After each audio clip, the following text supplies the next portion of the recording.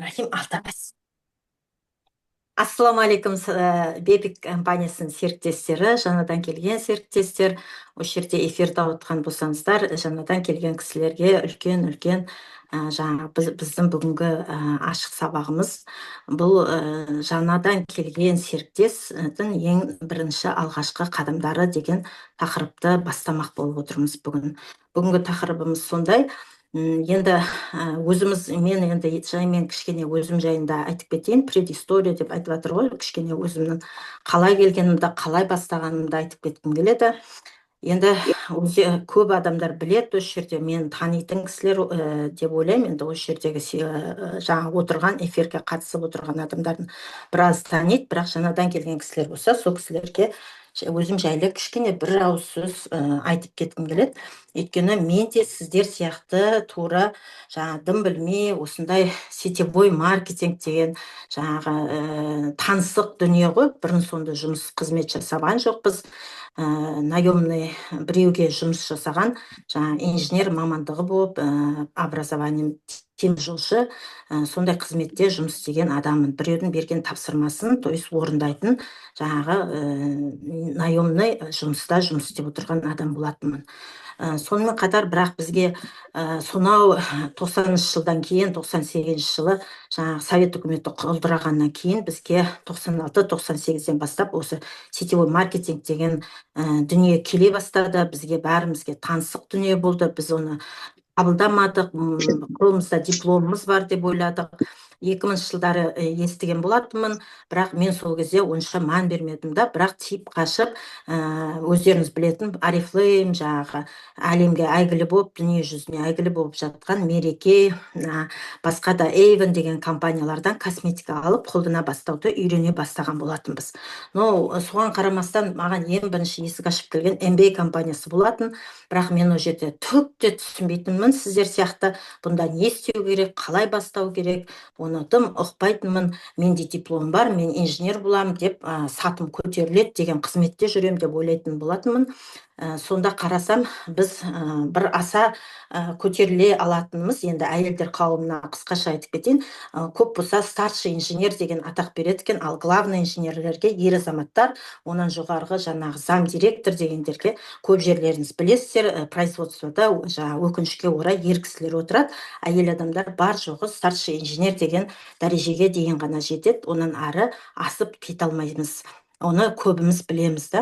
Сосын ол жұмысты қоя тұрдым да, енді басқа енді қызметтегі ірі жаңа салада жүрген главный инженерлерге қарасам, керемет машина, керемет дүние киеді. Мен де сондай, неге сондай өмір сүрмеске деп, мен өзім бизнес бастап кеткен болатынмын. Сөйтіп традиционный бизнесқа кеткен адамның біреумін. Сөйтіп мен Бішкектен товар тасыдым, Қытайдан товар тасыдым. Сөйтіп жаймен айлыққа берем да, жинап алам ақшаны деп, сондай содан да байыды екенмін деп ой санам сондай да болды да, сол салада ғана болды. Сөйтсем арасында бірақтан жаңағы тиіп қашып сетевой маркетинг кездеседі, бірақ мен ойладым, ол жақтан мен байымам, жаңағы традиционный бизнесте байыды екенмін деп ойладым. Сөйтіп жүргенде 9-шы жылы менің жаңағы ой санама, би санама жаңағы мұғалімдік қызмет беріле бастады, потому что мен сокурсниктарым шақырып алды да, ой, сен инженер болған адамсың, жаңағы неге бізде колледжда спецпредметтен сабақ бермейсің деп, мені теміржолшыларға сабақ бердіртіп қойды. Мен сөйтіп 2 жылдай теміржолда сабақ беріп жүрген кезімде маған жаңадан келе бастады. Осындай Швейцарияның колледж директоры келді да, интернет арқылы бизнес жасаймыз деген, мұғалім ретінде де сіз жаңа интернет арқылы жетесіз деген мүмкіндікті мен ести бастадым. Сол кезде мен как мұғалім сияқты мен тақтада тұрып қана сабақ бере алмайды екенмін, интернет жүйесінде де сабақ бере алады екен деген жаңағы мағлұматтар ести бастадым да, мен неге осылай қарай интернетті толығырақ білмеске деп осы қызығушылық таныттым. Енді өзім инженерлі болғаннан кейін маған ол телефон арқылы интернет жаңағы не деген нәрсе жамал-шамал таныс нәрсе болатын. Сосын осыған қарай бет бұра бастадым да, жаңағы ең бірінші шығып жатқан социальный жүйе, бұл жаңағы электронный email почтаны ашып, соның ішінде агент деген қызметпен мен адамдармен сөйлесе бастадым. Сөйтіп жүргенімде жаңағыдай сетевой маркетингті толығырақ ақпарат түсінгенім арқасында, енді жаймен келіп сатыға келіп жатқанымды айтып отырмын. Ол қазақ компаниясы болатын. Қазақстанның компаниясы ашылған кезде маған ол тек қана шектеулі бір Қазақстанның ішаралық қана бизнесі болып көрінетін. Ол да көпке ұзаған жоқ. Әрине өкінішке орай тамаша өнімді көрсеткенмен бір шамамен 5 жылдың шамасында болды да қайтадан маған наемный работаға кетуге тура келіп, мен жаңағы кадрдың жұмысын жасай бастадым. Охранный компанияда жаңағы кадровик сияқты жұмыс жасай бастадым. Сол кезде маған осы Бепик компаниясы сонау 17 жылдың февраль айында, 2 февральда құттықтасаңыздар болады. Мені осы мына февраль айында менің 9 жылдығым десем болады осы Бепик компания саласында жүргеніме деп сіздерге мақтан тұтып айта аламын. Енді мен бұл салада не үшін жүрді деген кезде, неге басқа жаққа басымды бұрып кеткен жоқпын, басқа өнімге кеткен жоқпын, басқа да компаниялар бізге де естілді. Мен бірақтан бұл өнімді сондай өзім бойымнан өткізгеннен мақтан тұтып айтып жатырмын, өткенде де айтып жатырмын да, мені нәтижемді айтып жатырмын. Негізі мен қаражат жағынан қысылып келген адам болатын. Мен денім сау деп ойлағанмын, бірақтан менің денім жаңағы қаражат жағынан қысылғанымен мен денсаулығымда күйреп бара жатыр екен.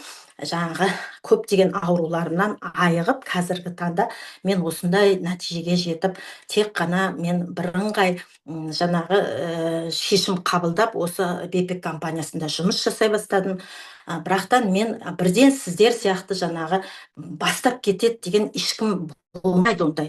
Міне, кеше ғана наемный работада отыр едім, бүгін сен жұмыстан шықта, келе қал деп отырған жоқпыз. Бәріңізге де жаңағыдай осы жерде наемный работада жұмыс істеп отырғаннан кейін мен де бірден неден бастап кетерімді білгенім жоқ. Енді сол сіздер де соны түсінсе екен деймін. Сол үшін тетрадтарыңызды бәріңізде бар болса, осы біздің Бепик компаниясының тетрадын ашып, өздеріңіз жаңа сетевой маркетинг жөнінде және де біздің осы жердегі ілімдерімізді сіздермен бөлісуге рұқсат етіңіздер деп бастамақшымын.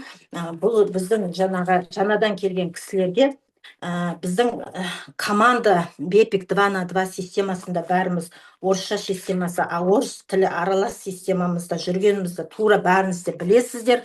Бұл жерде бірақтан соған қарамастан біз Райхан ханымның жаңағы қолдауымен, айтуымен мархабат осы көптен бері айтып жүрген болатынбыз. Дүйсенбіден бастап осы жерде жаңадан келген серіктестің қай тақырыптан бастап бастамаққа екенін түсіндіріп кеткіміз келіп, осы тұсаукесерімізді бастауға рұқсат етіңіздер. Ашық деп жариялаймыз. 9 февраль 2026 жылы әрине сіздермен бірге осылай алғашқы қадамды бастауға бет бұрып жатырмыз. Енді бұл жерде ең басты мақсат, мен де жаңа 2 февральда келгенде өнімді қолыма тиді, іштім, нәтиже көрдім. Бірақтан қалай бұл бизнесті бастап кетерімді білмей, ойланып, толғанып, өзімді жаңағы жұмыста отырмын, кабинетте барам, келем, бірақ өте қатты қызығам. Осындай жаңағы Zoom білімдері арқылы осылай кешкі құрым осындай тыңдап аламын да, бірақ шамалы түсінік болғанмен, шамалы түсінік жетіспеушілік болып жүретін. Енді әрине ол кезде бізде орыс тілінде болды. Сол кездері бәрімізге бұл таңсық бизнес деп айтар едім. Сол кездері енді пошагово мен сіздерге жаймен түсіндіруге тырысам. Енді мен ақша жағынан, қаражат жағынан қысылып келгеннен кейін маған бұл өте интересный бизнес болды. Маған өте, жаңағы қазақша орысша айтып жатыр демеңіздер, маған таңғаларлықтай бизнес болды. Келдім да, мен өзім тәлімгерімнен сұрай бастадым. Тәлімгеріме келіп, қайсыдан бастаймын, қалай бастаймын деп. Ал енді кейбір кісілер, денсаулыққа келген кісілер болады. Бізге екі ғана немен келеді адамдар. Біреусі денсаулыққа келеді, екіншісі бизнесті қалай құрамын деп келеді. Екі түрі ғана болады адамдардың. Түсініп жатсыздар ма? Жазып алыңыздар. Екі сұрақпен ғана келеді. Біреуі денсаулыққа, екіншісі жаңа бизнесті қалай бастаймын деген сұрақпен келеді. Адамның ой санасында, бейсанасында. Енді келген кісілермен айтуды айтып жатырмын, жаңағы темамыз, бұның алдында 1 сағат бұрын болған темамыз жаңағы кедергі, возражение деген сөздер болды ғой. Мен енді келген кісілерге неден бастайтын тақырып жөнінде айтып жатырмын. Енді бизнес бастағысы келген адам болғандықтан кейін тәлімгерге барып мен сұрай бастадым. Бұл жерде Бепиктің жаңағы компанияның магазиніне, дүкеніне қалай кіреді, дүкенде қалай ақшаны алады, осындай сұрақтар туындай бастады. Ал денсаулыққа келген адамдар, ол кісілерге сіздер бірден сен Бепик баста, компания баста деп айта алмаймыз. Денсаулыққа келген кісілерге әрине нәтижелермен бөлісіп отыруларыңызды сұраймыз. Ол кісілер өйткені құлақтары тек қана өзімнің ауруымды айығам деп келгеннен кейін, ол мен мына нәтижемді алсам болды, сонан кейін ойланармын деген жаңағы жауаптар келіп тұратын болса, ол кісілерге тиіспеңіздер, ол кісілер пока денсаулықтарын жөндей тұра тұрсын. Мысалға, бірден навязывать етіп, ойбай, сен біздің бизнесқа келе қал деу жоқ. Оны бір спискіға жазып қойыңыздар. Жаңағы денсаулыққа сұрап келген адамдар. Ал бизнесқа келген адамға енді ол кісіге де бірденен менде де бірден туындаған жоқ. Бұны қалай көремін, не істеймін деген сұрақтар болған жоқ. Менде өзімде туған кезде ғана сол сұрақтар, мен сол кезде ғана тәлімгеріме барып сұрай бастадым. Ал егер де маған қайта-қайта, ойбай, сен не магазинге кірмейсің бе, ойбай, сен бизнесті білмейсің бе деп, ол кісі маған ондай навязывать еткен жоқ. Бұны да ескеріңіздер. Өйткені ол жаңағы бірденен ол танымайтын, білмейтін дүние, ол бәрімізге таңғаларлықтай нәрсе, оны неинтересно болады да ол жағдай. Сондықтан бірінші очередь енді бар адам жаңадан келгеннен кейін ол кісі не істейді? Әрине Бепик офисімен таныстыру керексіздер. Келген адам сұрайды өзі. Бұл магазинге, дүкенге қалай кіремін деген сұрақ туындайды деп ойлаймын. Мысалы, Жане апа, сондай серіктестеріңіз болды ғой сіздің? Дұрыс па? Мақұлдап, қоштап отырыңыздар, біз бірге бәріміз жаңағы жалғыз. Сондай сұрақ туындаған кезде, мынадай сіздердің магазиндеріңіз болады. Сол кезде жаймен түсіндіріп айтыңыздар адамдардың бәріне. Ең бірінші, біз Google Maps'тан біз кәдімгі Бепик логин деген немізді ашамыз. Бепик логинді ашамыз да, мынадай кабинетке кіретін жолды көрсетеміз. Не дейсің? Кіріп берейін бе, бетіп берейін? Жоқ, қазір тұра тұр. Мынадай логинді жібересіздер. Бірінші, бұл жаңағы Мархабат, не қылайын ба, кабинетті ашайын, кабинетті көрсетейін ба, или болмаса демонстрация ма? Мейлі көрсетіңіз. Мен бірақ жаңағы неден кейін нені айтып отыратынымды не қылғым келген. Бота сен бет Райхан ханым, кабинеттен көрсете бересің. Ең бірінші сіздер жаңағы адам тіркейтін ссылканы жібермейсіздер. Ең бірінші Бепик логин деген жерді жібересіздер Google Maps'тан. Бұл өздері адамдар өзінің жаңағы құрған логинімен, паролімен тіркеліп кіру керек ең бірінші. Сол жолды көрсетесіздер. Сол кезде мынадай магазиндеріңіз ашылады. Мен былай айта берейінші, Райхан ханым, маған удобно, наверное, осылай айтқаным удобно шығар. Мен өзім көрініп отырсам болды, самый главный.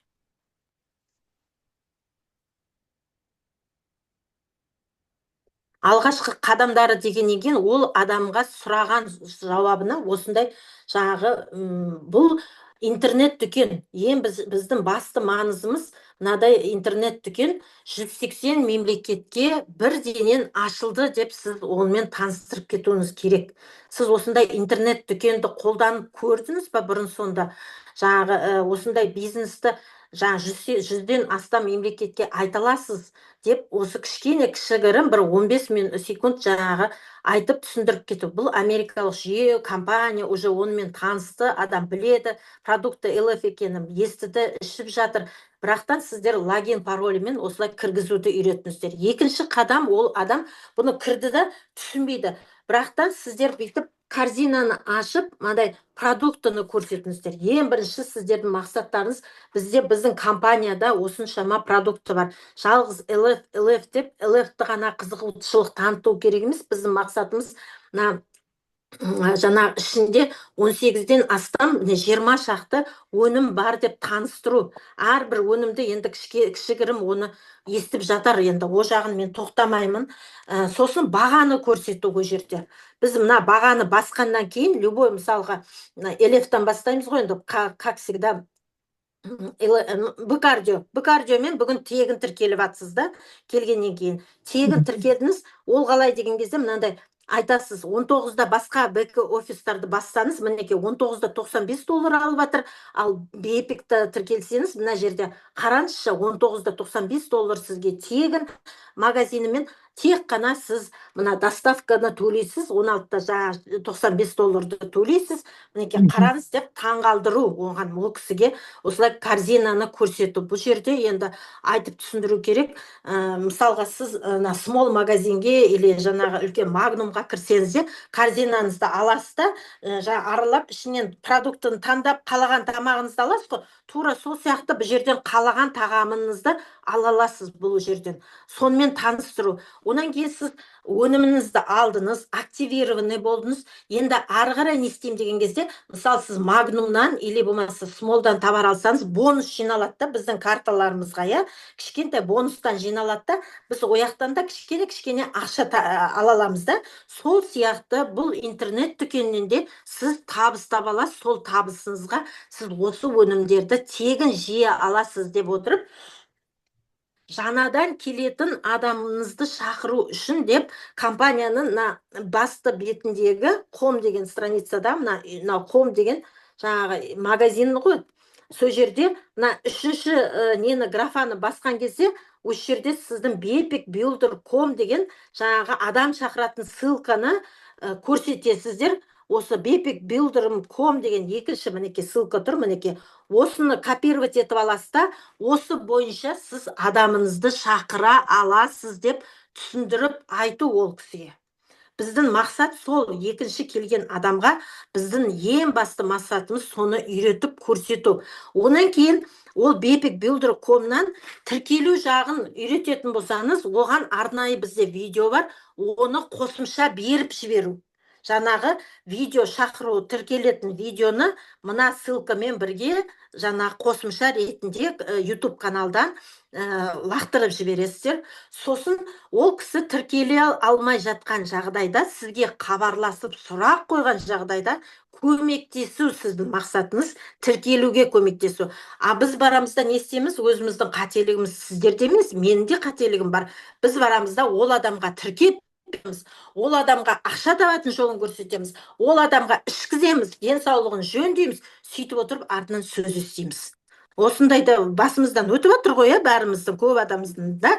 Сондықтан бұндай қателіктер болмасын деп әдейілеп айтып жатырмыз. Бүгінгі ашық сабағымыз сол жөнінде түсіндіріп жатырмыз. Енді асықпай отырып, онан кейін екінші ары қарай адам шақырды. Сонан кейін бірінші табыс көзін көрсету. Ең бірінші табыс көзін бәріміз білеміз, $35 тас еткізіп, секунд болмай түседі бірден. Сол кезде $35-ыңыз, міне магазиніңізді қараңыз, мына жерде ақша бар деп, e-wallet кошелегін ашу. My e-wallet кошелекті ашыңыздар да, міне мына жерде осындай ақшаңыз тұр деп айту адамға. Осындай ақшаны тапқан, жаңағы $35 қазір өздеріңізге таңсық емес, 19.000 теңге ақшаны көрген кезде, бұл қалай бұндай ақша табыс көзі бар екенін түсініп, бұл жерде адамды ары қарай қосымша шақыра беру.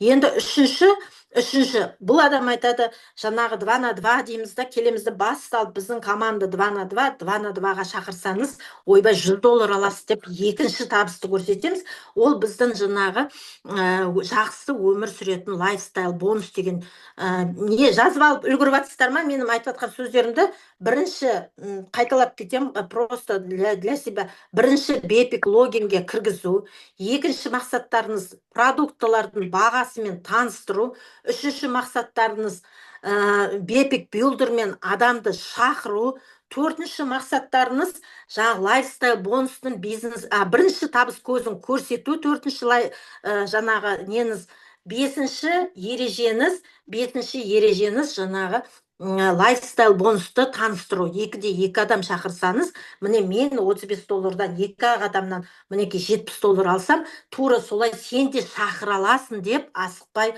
айтып түсіндіру. Мына жерде менде Гүлзағира, Бақытгүл, Мукарама деген кісілер енді жақсылап тұрып түсініп алса екен деп жатырмын. Жаңадан келген адамдар жақсылап мұқият тыңдап жазып алып отырыңыздар. Сосын сол кезде сіздерге лайфстайл бонустан 2-2 жасағаннан $100 ақша түседі, $300, $500, $700-ды жай ғана түсіндіріп айтып өту бұл лайфстайл бонустың ақшасын. Бұл енді екінші жағдай. Кеше ғана менде Әзербайжаннан жаңағы Самира деген келіншек менен жазылғанына, Миля ханым, она уже сколько у нас она вышла? 4 месяца или 5 месяцев она у нас как потребитель употребляет, но бизнесом заинтересовался всего буквально 2 дня назад. Мысалға үшін да, кеше ғана келді, бұрын келді, продуктыны қолдана бастады, но енді ғана сұрап жатыр ақша жағын. Сол кезде адам піскен кезде ғана, менің өзім жаңағы февральда келдім, март, апрель мен лайфстайл бонус дегенді білген жоқпын. Сіздерге айтайын. Мен бірінші линияма адам тіркей бердім. $35 ақша алатын. 1, 2, 3, 4, 5, жаңағы $35 $175 алдым, тағы да бірдеңке алдым деп, в общем, соған қуанып жүрдім мен. Бірақ мен өйткені наемный работада жұмысым бар, айлығым бар, мен соған сеніп алғам. Екінші мына жерден жаңағы $35 алғаныма мәзбін. Бірақтан мына жерге келсем, тәлімгерлерім $1000 ақша алдым дейді. Келсем, $1500 ақша алдым дейді. $700 алдым деп атады. Сол кезде менің құлағым уже пұл ақшаны қалай алуға болады деген екінші сұрақ туындағаннан кейін барып, менің өзімнің бой санамда лайфстайл бонус деген қалай табатын жолын мен апрель айында ғана ести бастадым. 3 айдан кейін. Апрельде. Ол 4 адам шақырып, 4 адамнан шақырған кезде дегенді біз сол кезде қабылдадық. 4 адамын шақырып, 4 бізде 2-2 деген жоқ тұғын о кезде. 2 адам шақырып, 2-ден $100 алатын ақша жоқ тұғын. Біз бірденен 4 адам шақырып, 4 адамнан 20 адаммен сатуға жағы қарайтынбыз. Бұл кезде, бұл 20 адамды қайдан табам деген сұрақ болады адамда. Екінші нелісі мысалға да, мысалы 2-2 жасап отқан адамға, 3-3 жасап отқан адамға 4-4 жаса десе, ойба, шошып кетеміз, 5-5 жаса десе, это же очень много, 31 адам деген деп қорқып кетеміз. Сіздер оған қорықпаңыздар. Мен сіздерге оңай жолын түсіндіруге тырысамын. Енді мұқият түсінікті айтып жатырмын ба, бастарыңызды зевать етіп қойыңыздар былай. 5-5 дегенді түсіндіріп айтып кетейін. 5-5, мысалы, Асқар жасап отыр. Асқар жасап отыр. Ішімізде бар осы жерде отырған 12-15 адам ішінде бір адам, мысалы, Райхан ханым жасап отыр да, олар жасай алғанда неге мен де жасамасқа деген жағы өздеріңізде ниет болмаса, адам жасалынбайды ешқандай, жүре береміз. Қалғып, мүлгіп, 3-3 болады, 4-4 қанағат, ойбай шүкір Алла деп жүре береміз. Но бірақтан адам талпынбаса, ол болмайды. Талпыну керек 5-5 жасауға. Ол қалай жасалынады? Сіздер сенсеңіздер де, сенбесеңіздер де, мен қазір айтып беремін оны да. Мысалы, 5-5 қалай жасалынады деген сұраққа бір адам келді да, 5 адам шақырды.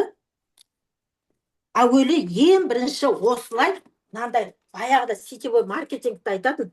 Научитесь рисовать кругляшки дейтін. Мына бірінші сіздер осыны сызып үйреніңіздер. Бұл жерде сызғаннан кейін жазасыздар. Просто пустой кругляшок не надо дейді. Мына мархабат деп жазыңыздар басына. Әйтпесе ол Райханды көп кетеді, или Жанияны көп кетеді. Рас айтып отырмын, осылай күлдіртіп былай. Сол үшін мархабат февраль айында деп жазыңыздар. Сосын барып астына әдемілеп Жания деп жазыңыздар. Мелек деп жазыңыздар. Мукарама деп жазыңыздар. Тағым бар да жерде. Ақбота деп жазамыз. Аттарын толық жазамыз. Картинаға қарап үйреніңіздер. Сосын. Картинаға қарамасаңыздар да, ол болмайды. Тағы кім бар? Менде Лилия апам бар ғой, Лилия апам. приблизительно мен жазып көрсетіп жатырмын да. Жаздық қой. Енді осыдан кейін мынаны қиындатудың қажет жоқ. 10 ай 5 адамыңыз, және апа, жан жағыңызда 5 адам бар ғой? Жоқ емес. Және апаның 5 адамын сұраңыздар. Ол кісі жазып айта бастайды өзін 5 адам. Меле 5 адамын сұраңыздар. Сұрамасаңыздар, өздері айтпаса, сіздер сұраңыздар. Өздерінен әуелі күтеміз біз, әрине, каждый раз біз адамның өзінің инициативін күтеміз, наставниктар. Ал егер де ол кісілер айтпаса, сенде кімін бар еді деп сұрау керек кішкене. Сол кезде ол айта бастайды, мысалы. Асқарға, например, Сауи апа 5 адамын бүйтіп айтты делік, например. 5 адамын жазды Сауи апа. Барды да Ақботаға 5 адамы, оның да 5 адамы табылады оп-оңай.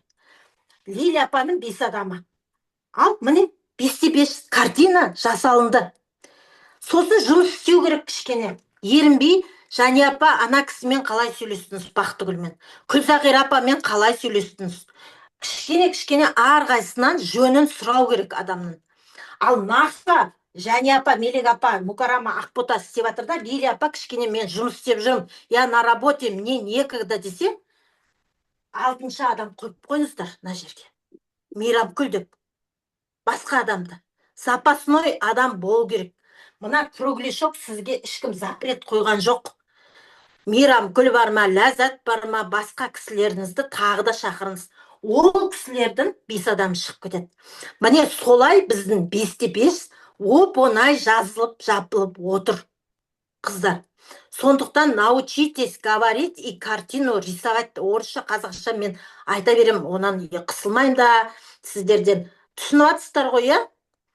Қиындатпаса, мынаны жеп-жеңіл қылып жасап алуға болады 5-те 5-ті. Ал одан $700 айлық ақша кәдімгідей наемный работада жүрген жұмысты оп-оңай таптыңыздар айлықта. Мен сол кезде ғана шешім қабылдап, 3 айдан кейін заявление жазып, жұмыстан шығып кеттім. Бірақ мен сіздерге айтайын, мысалы, Гүлнар Сәбденбекке кеше жақында ғана жұмыстан шықты, 3 айда ғана. Мысалы, менде де жаңағы ситуациялар болды. 1,5 жыл, 2 жылдан кейін мынандай ситуация болды.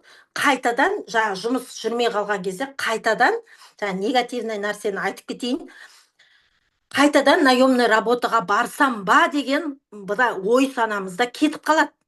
Ақша табылмай жатыр ғой, қайтадан жұмысқа орналассам, или жұмысымды тастамасағанда қалай болатын еді деп ойланып қалам менде.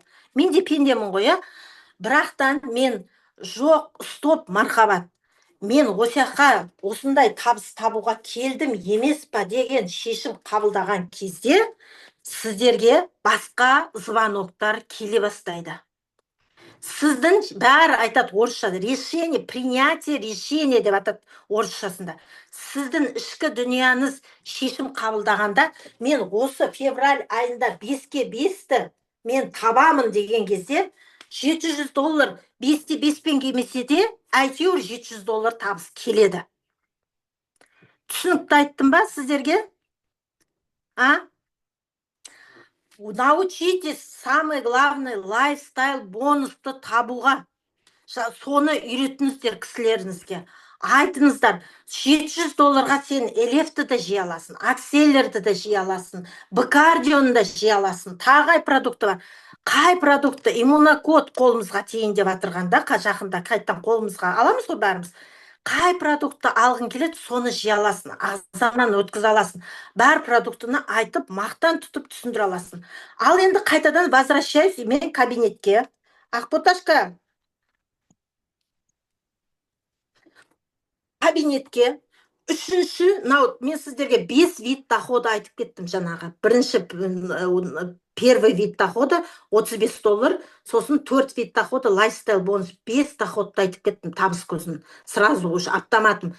Менің жаңағы Самира ханым, Азербайжаннан, ол кісі бинар қайдан түседі деп сұрақ қойды маған. 4 айдан кейін. Бинар деген ақша қайдан түседі? Мен енді соны жауап берейін деп жатырмын.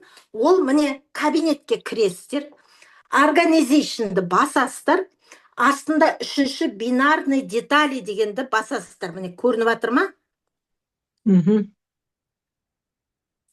Осы жерде төмен түскен кезде мына жерде квалификацияларыңыз көрінеді, серебро, золото, бриллиант деген. Мына жерге төмен қарай түскен кезде мына жерде мінекей мынандай балдарыңыз көрініп тұрады. Мына жақта кабинеттен. Түсінікті айттым ба? Осы балдың наименьший структурасынан ақша түседі деп айтып түсіндіріп кеттім. Өткенде бір сабақта болсаңыздар, наименьший жақтан, мына жерде менде 0 болып тұр, мысалға да, бұл Ботаның кабинетінен ғой көрсетілді. Мына жерде менде 1000 балл көрсетсе, мына 7000-нан 1000 алынады да, осыдан менің жаңа серебро квалификациясынан түсетін ақшам болады. Ол наименьший структурадан түсетін ақша дейміз. Осымен кішкене бір ғана адамдарға, бұны да бізде гибридный маркетинг план, біздің маркетинг план 5 есе табады лидерларға қарағанда деп біз мақтанамыз. Сол мақтанышты бірақтан жай ғана адамдарға кабинет арқылы айтып кету керек бір ауыз. Кішкене. Біз сол мақтанышымызды көрсете алуымыз керек. Көрсетпесек ол болмайды. Бұл бинарный доход деген ең жақсы доход. Несімен жақсы деген кезде, лайфстайл бонусты бір ай күтесіз, келесі айдың 15-інде. Лайфстайл бонусты. Ал бинарный доходты сіздер 7-сіне аласыздар через неделю. Бір апта аяқталады, келесі аптада бұл ақшаны ала аласыздар.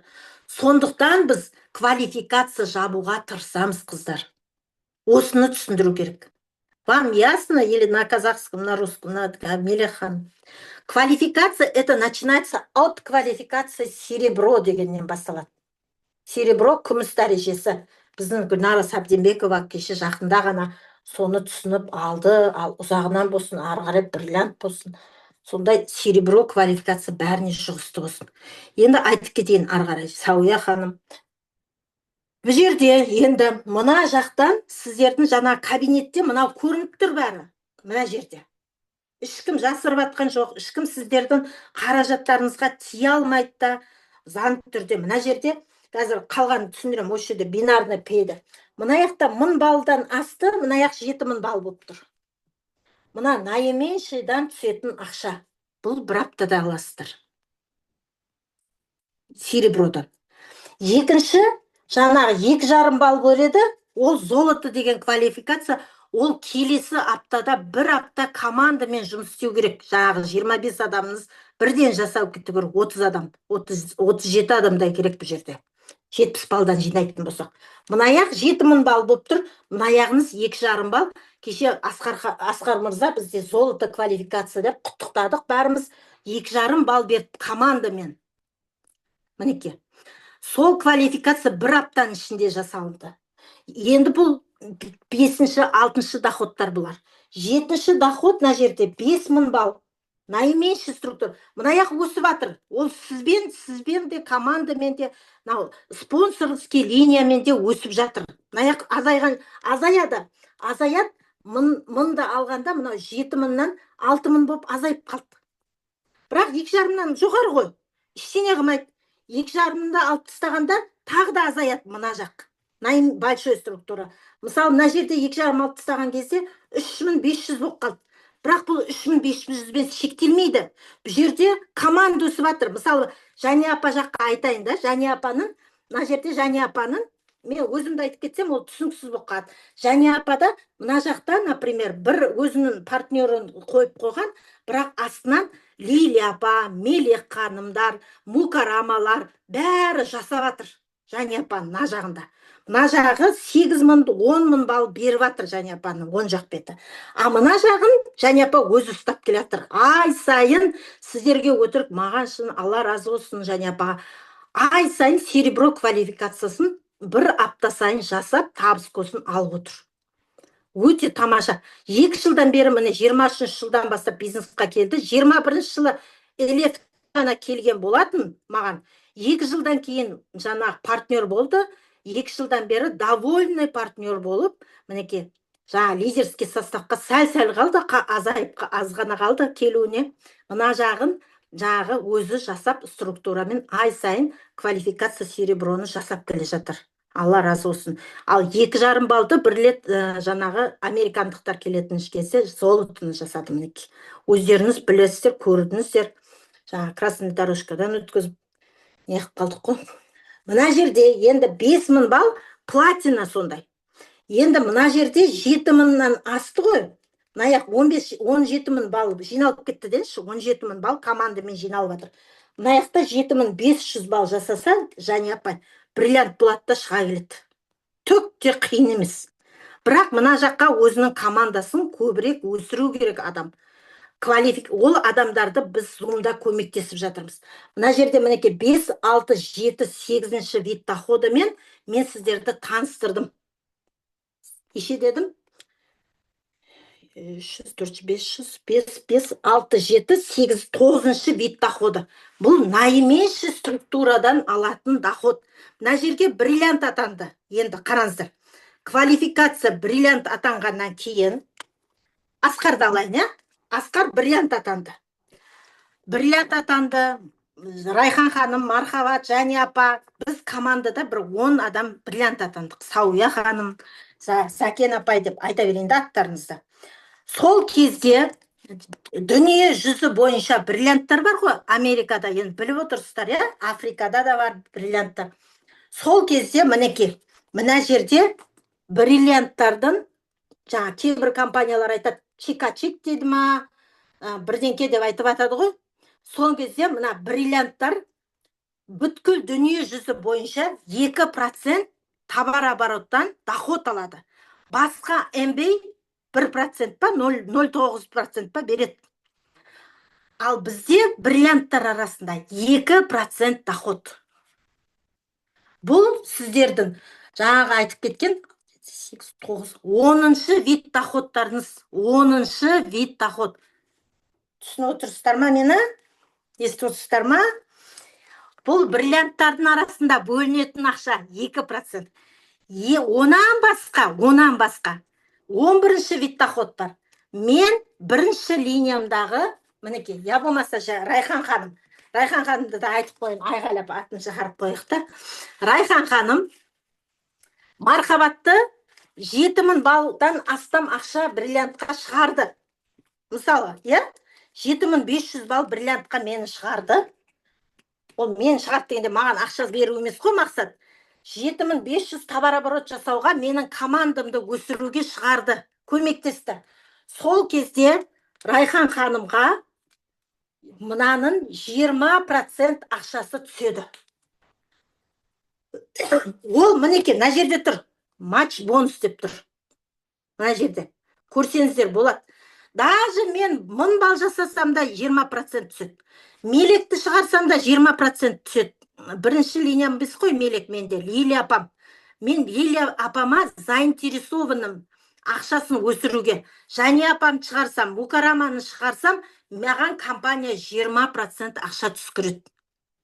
Біз сол бірінші линиямен жұмыс жасауға атсалысатынымыз сол. Асқармен жұмыс жасайтыны, мысалы, Райхан ханым, сол сияқты бірінші линияңыздағы жаңағы 6 адамды жұмыс жасап шақырсаңыздар, солардан сіздер 20% ақша, мысалы, мен 1000 балл жасадым, $1000 ақшасын, $200 пайда. Товар оборотынан түсетін ақшадан. Представляете? Егерде мен 20.000 балл берсем, $4000 ақша, мен 20.000 балл берсем, $4000 заинтересованы бір аптада, Райхан ханым, заинтересованы, наверное, заинтересованысыз ғой? Сонтан баратта менімен жұмыс жасауға тырысады. Міне, кімнің, Ғалия ханымның Болат ағана айтып жүргені сол сіздерге. Бұл да бір аптада түседі. Бұл анау лайфстайл бонус сияқты күтіп отырмаймыз. Біз соны айтып жеткізе алмай жатырық. Бинардағы ақша көп деп. Түсініп отырсыздар ма? Асқарик? Сол, ол 11-ші вид доходы. Ал енді 12-ші вид доходы. Компания бізге арасында премиальный беріп жатыр. Компания бізге акция беріп жатыр. Сіздер білсеңіздер, ондай акция мына 26-шы, 25-ші, 24-ші жылы біздің Бепек 2 на 2 деген командамыздың арқасында, Ғалия Серғазинаның осылай системаны құрғанның арқасында ғана акция беріліп жатыр сіздерге, шынымды айтайын. Мен 17-ші жылдан бері, 9 жылдан бері бірде-бір бұндай акцияны жылына бір-ақ рет көретін тұғым. Жылына біз годовщинада ғана көретінбіз бұндай акцияны. Сіздер шыны керек қой, біз талтайып отырмыз десек болады. Біз компанияға талтайып отырмыз, еркелеп отырмыз. 7 сайын, апта сайын акция сұрап отырмыз. Оның бәрін жасап отырған, мінеке, алдарыңызда отырған тәлімгерлер, жоғары демеушілер, жаңағы Ғалия ханым, лидерлармен, көшбасшылармен кеңесіп, ана командамен қосылып, дампатынымдарға айтып, бізге акция сұрап беріп жатыр апта сайын. Мен таң қалам кейде, біздің ЛФ соншалықты бұлай түсіп кететіндей бағаға неге түсіре береді, біз құндылығын жоғалтып аламыз ба деп қорқам кейде. Біз жаңағы құдіретін айтып отыруымыз керек продуктымыздың. Жаңа айтып атқаны кімнің, Залина ненің де айтып атқаны, дорого десе, я дорого деген сөздің өзін түсіндіруге тырысты ғой жаңа. Обал не керек енді, түсінген шығарсыздар ол жерде, оның бәрін мен де айтып жеткізбей ақ қояйын. Ал енді тағы да, мен сіздерге тағы бір нәрсені айтқан жоқпын.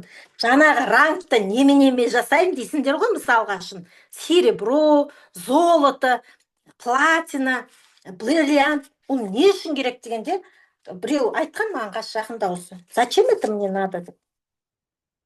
Айтайын мен сіздерге. Мархабат.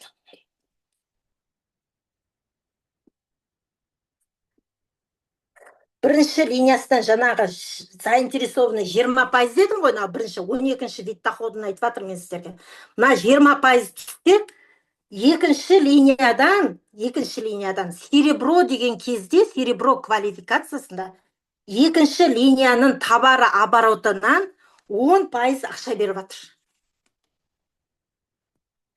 Түсініп отырсыздар ма? Мына екінші линиядағы адамның жасаған товар обороты, мысалға, Лилия апа менің бірінші линиям, Мелек ханым екінші линиям. Бірақ Мелек ханымда товар оборот жасады, квалификация серебро жасады. Например, мен Лилия апа жасады деп, Лилия апаның товар оборотын 20% ақшасын алсам, Мелектен мен 10% ақша алам. Мен Мелекке де заинтересованныймын ғой. Түсіндіңіздер ма? Осындай золото болған кезде, Мелектің астында Светлана тұрса, Светлананың товар оборот жасамайды ма? Светлана, ой, Самира жасап жатыр, Азербайжанда қырғын жаңағы, бүткіл Азербайжанда Самира кіргізіп тастады деп ойлаңыздаршы. Сол Самираның 10% ақшасын мен золото жасасам ғана алам. Золото жасамасам, маған одан түспейді. Мен соның 10% ақшасын алам. Золото сол үшін жасауым керек мен. Ана кісінің товар оборот беріп атқаннан алу үшін мен өзім заинтересованный болып золото жасауым керек. Екінші линиядан, үшінші линиядан. Ал платинада уже 4-ші линиядан аласыздар ақшаны. 10%-ды. 4-ші линияда Самираның астынан Хусейн келді. Хусейннің товар оборотынан алам мен. Сосын бриллиантта общий жаңағы 2% ақша. Көрдіңіздер ма? Сол үшін керек мына квалификация. Поэтому мы заинтересованы о ваших квалификациях. Вот ақша қайда жатыр. Жаңағы мың ғана балдан ғана түспейді ақша. Товары обороттан түседі, мына жұрттың жасаған жасаған саудасынан. Вот соны айтады. Ғалия Серғазина, анау Северный Кавказияда не жұмысы бар, мысалға үшін? Ол 3-ші ма, 2-ші ма линиясы 3-ші, 4-ші. Бірақ оларда черный бриллиант жасап жатыр. Жаңа Марина Хуранова деген кісілер. Но она от них 10% алады. Марина Хуранова келді, черный бриллиантты жасатты, $25,000 алды денші. Соның 1% қанша бір аптада? $2,500. Классно ғой. Айтыңыздаршы. Супер емес па? Просто на халяву $2,500 екінші линиядан ала саласың. Когда-то сен 1 лет показать еткен үшін. сондай көбірек ақшаны ойланбасақ, бізге ол ақша келмейді. Кішкене біз сол ақшаларды ойланып, для этого біз нені картинаны сызып, с этими людьми поработать надо. Осындай товарооборот, осындай доходы бар компанияда жұмыс жасауға бола ма екен, ақша табуға бола ма екен? Сол үшін мен сіздерді жаңағы компания Epic 2на2 системасында енді нақа болмаса бұны ежіктеп айтып түсіндіре алмаған жағдайда, мысалы мен 10 адаммен түсіндіруге мен де шаршап қалам. Самира ханымда айтып жеке айтуға мен де шаршап қалам. Бірақ бізде осындай Zoom бар, жүйе бар, осындай системамыз бар. Осы жерде айтсақ бізге жеңілірек. Осы жерге біз Zoom-ға шақырайық адамдарды деп, біз қайта шырылдап, ау деп жаңағы неге шақырып отырмыз? Zoom-ға кіріңдер, әкеліңдер. Жеке біз түсіндіре алмаймыз. Біз өзіміз де түсіндіре алмаймыз. Мен 9 жыл жүрсем де, бір адамға түсіндіру для меня иногда адский работа сияқты болып кетеді. Бір айтасын ұқпайды, екі айтасын ұқпайды, үшінші рет айтасын, уже шаршайсың ғой сен, да қайта айта беру кетеді. Да, ол кісі бүйтіп, қалда ол ақша, қайда ол ақша десе, мен Жани апаға мінекей 2 жылдан бері қайда деген кезде ғана сол сұрағына ғана жауап беремін. Мына жерден былай қарайсыз, апа, Жани апа, былай қарайсыз, былай. Рахмет дейді мінекей. Рас, өзі де отыр, көзі де отыр, оның жасыратын ештеңкесі жоқ. Адам қызыққан кезде ғана жауап бересіз. Қалғанын Zoom-да түсіндіріп жатыр. Zoom-ға кіріңдер, приглашайте. Ал енді наға орысшасын түсінбей жатсаңыздар, міне сіздерге, міне Райхан ханым, мархабат, уже 9 февраль 26 жыл бастайық дедік па, айтайық осыдан бастап, бүгіннен бастап адамдарға түсіндірейік, айтайық. Жаңа жыбырлап кеттіңіздер, қозғалып кеттіңіздер ғой, ұқпай жатырсыздар ма? Жаңағы адам түсіндіріп атқанда, жаңа жазып отырмаса, ұқпаса, уже біле бастайды, оқушыларына қарап отыр. Деп мен сіздерге күліп шамалы күлдіріп қояйын. Енді осымен кабинетті түсіндірдім деп ойлаймын. Екінші, жаңадан келген серіктеске арасынан ол айтады, қалай шақырамын, қайдан шақырамын, мінекей Zoom шақырып жатыр деп айтасыз. Осылай күніге шақырып жатыр, Құдайдың құтты күні шақырып жатыр. Мысалы, бухгалтер болып жұмысқа үйренуге келдің, саған бухгалтерияны бүйтіп, мынау приход, мынау расход деп отырмайды. Сен оқып келгенсің, институт бітіргенсің, журнал дейді да, өзің есептеп ал дейді, мысалға үшін. Квалификация жұмысқа келсешем, любой жұмысқа тұрып жатсаңыздар. Солай ғой, тура сондай сияқты ешкім жетектеп біздерді, ешкім үйреткен жоқ. Біз өзіміздің инициатива болған кезде ғана құлағымызға, санамызға, бейсанамызға құйып алдық, миымызға. Қажет нәрсені. Енді артық айтып жатсам, ренжімеңіздер. Екінші, сонда да қайттан айтып кетейін, екінші жағдай, біз енді адамдарды қайдан табам дегенде, бізде екінші сабақ бар, список и приглашение деген сабағымыз бар. Ол сабақты кейін тағы да өте жатармыз. Одан басқа, жаңа социальный сетті, кеше возражение болыпты, сіздер біздерді неге үйретпей жатсыңдар деп, жаңа тиктокты нені жүргізуді деген сабақтар. Біз үйретіп жатырмыз. Жаңағы Zoom-да айтып жатыр, бірақтан өздеріңіз де соған қарай, жаңағы анадан сатып алып оқиын, анадан жаңағы покупать, біреудің бетіне қарап, басқа тренерлардан сатып алып оққан емес мақсат. Тегін үйретіп жатырмыз. TikTok, Instagram, Facebook, ВК, Одноклассник, YouTube канал, бүткіл социальный сетті, пожалуйста, қараңыздар, изучайте, бәр жер бірдей. Осындай интернет дүкен сияқты сіздерде логин ашылады, пароль беріледі бәр жерде де жаңа социальный сеттен өзіңіз исходящий поток бермесеңіздер, входящий поток болмайды. Сіздерге маған да айтқан жоқ бұл нәрсені. Бұлай поверхностно айтады бәр жерде де, бәр тренерларда. Міне тегін жолдарын көрсетіп жатырмыз біз сіздерге. Тегін шақыру, историядан тегін стористар көрсету, тегін статустар көрсету, оның бәрін біз көрсетіп жатырмыз. Тегін жолдан. Бірақтан біз бұл жерде интернет предприниматель болып атанып келгеннен кейін біз кәсіпкерміз. Ал кәсіпкер өзі жеке кәсіпті үйрену. Ол социальный сетті исходящий поток жасау деген, міне Ақбота кәсіпкер. ол да, например, өзінің жаңағы традиционный бизнесін жасап жатқан кәсіпкер. Бірақ мен оны 1-2 рет көрсетіп жібердім.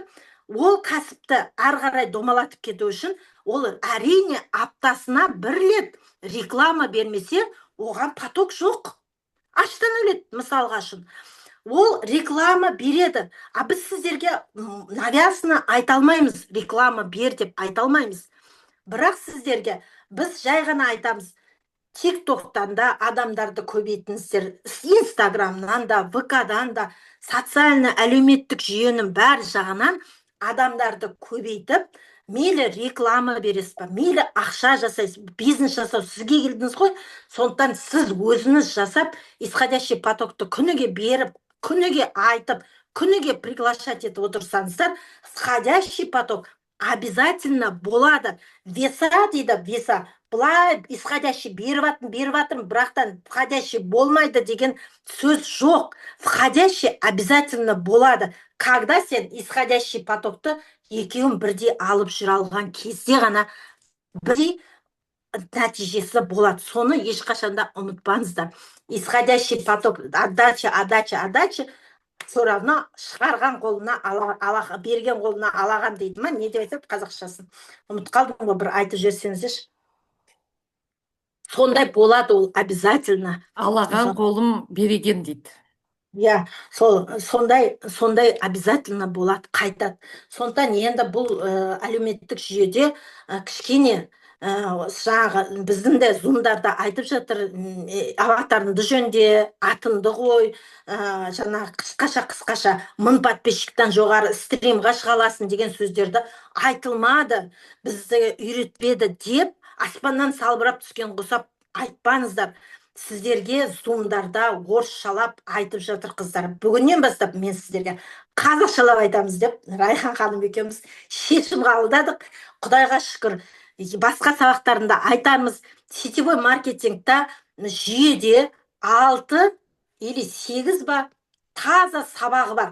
Бұл сабақтарға не кіреді дегенде, міне бүгін алғашқы қадамын көрсеттім. Екінші сіздерге список и приглашение деген сабақ бар. Орысшаларын айтып кетейін. Быть продуктом своего продукта деген сабақ бар. Возражение деді жаңағына өтіп кетті 1 сағат бұрын. Міне возражение деген сабақ бар. Мінеке, как приглашать новичка деген сабақ бар. Мінеке, 4-шісі. Мен жаңа кішкене уже приглашение туралы кішкене айтып қалдым ғой, енді приглашать еткеннен кейінгіні айттым мен сіздерге. Приглашениені айтқан жоқпын. Мен приглашениедан кейінгі партнерға не істеу керектігін айттым. Осылай бепиgoты көрсетуді, сол жөнін ғана айтып кеттім. Ертең бізде міне алдарыңызда Руслан бар, Асқар бар, жаңағы лидер болып көшбасшылықты алып келатқан қыздар бар, Сауия апай бар, Және апай бар. Әркім өзінің жаңағы тәжірибелерімен бөліседі деген үміттемін. Осы сабақтарды бір сыпыра жеке айтып үйренсеңіздер деймін. Ертең Мелек ханымға да береміз TikTokты қалай көбейтіп атсыз деп. Осындай сабақтарды сіздер өздеріңіз де айтып үйренсе екен дейміз. Гүлнара ханымға қалай шешім қабылдап с наемного работа сетевой маркетинг келдің деген сабақты айтқызарамыз. Ертең барлығыңызға сондай эмоциональный график новичка деген сабақ бар. Сондай 6-8 сабағымызды біз сіздерге өтеміз деген үміттемін. Қазақшалап өтеміз. Тұсаукесер, презентация, продукцияны қалай айту, сол жөнінде де айтамыз бір сыпыра. Нәтижені де айтамыз.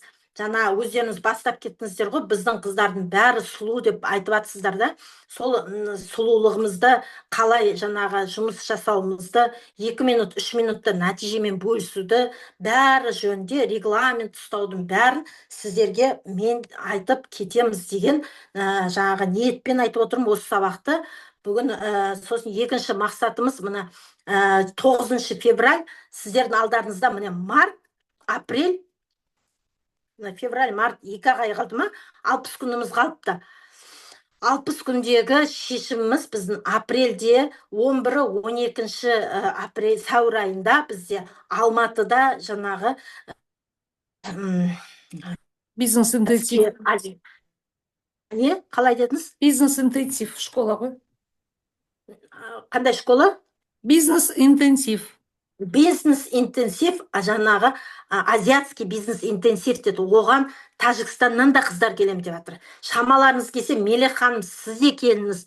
Онда тұрған, ол бизнес интенсивке, онда тұрған мен де келдім Стамбулда жүргенде, мысалға үшін. Міндет қылып айтып жатқан жоқ. Бұл өзіміз үшін. Бұл жерде өсу үшін ол школа жаңағы ноябрьде өтіп кетті, өткенде де бұл жерде жаңа бір саты болса да жаңағы серебро квалификациясынан жоғары адамдар қатысады ол жерде. Бірақ біздің командадағы қыздар кеше келген кісіге де кіргізді, өткенде ноябрьде жаңадан келсе де сол сабақтарға, қатыспайтын сабақтарға да кіргіздіріп жіберді. Жаңағы сондай сабақтарға қатысуға тырысу керек, квалификация сол үшін жасап келу керек. От квалификация серебра только закрытый сабақтар болатын, сол сабақтарға кіргіздіреді. 11-12 апреля обязательно біз 60 күнде жаңағы жалғыз өзім ғана келу емес мақсат. Бұл жерде менімен бірге неше адамым отырады деген сұрақ туып келу керек. Жаңағы сол кезде сіздің жаңа бұның бәрін бір адамға жеткізу оңай емес.